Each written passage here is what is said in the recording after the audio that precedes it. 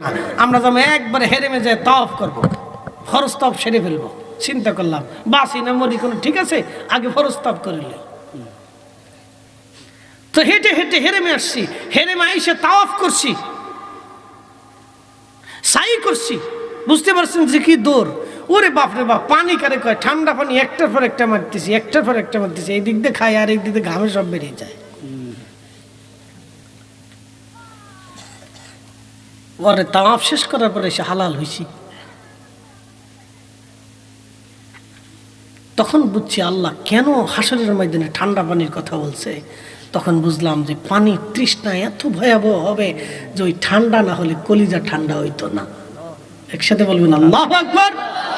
আমি আরাফাতে যাওয়ার পরে এই হাদিসের ব্যাখ্যা বুঝছি, আমি কি সর্বনাশ, আল্লাহ ঠিকই কইছে ঠান্ডা খাওয়ামো তোমরা, তো বরফের চাইতে ঠান্ডা। এখন বলেন বেনামাজি কি অবস্থা হবে কন কন এবার বেনামাজির অবস্থা কি হবে? যারা ওযু করে না তাদের অবস্থা কি হবে? আমার দেশের বহু নারী আছে 6 মাসে ওযু করে না। এই কথা কন না কেন? বহু মাইয়া আছে খালি মেকআপ করে না, ওযু করে না, তো ওযু করে না, ওযু করে না 6 মাসে, যে যেখানে 6 মাসে ওযু করে না, নামাজ তো পড়ে না, ওযু করে না,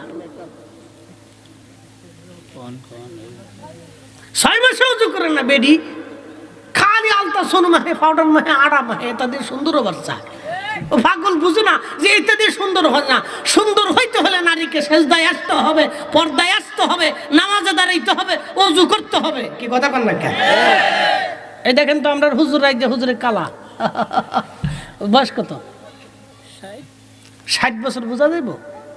দাড়িটা যদি একটু সুন্দর করে কালা বানানো যায় তো মনে হয় যে জোয়ান বেড়া, আবার নতুন করে বিয়ে দেওয়া যাবে। বাড়ি যদি জানে তাহলে আবার শেষ। কারণটা কি কারণ? তো সালাত, সালাত, ওযু ওযু ওযু,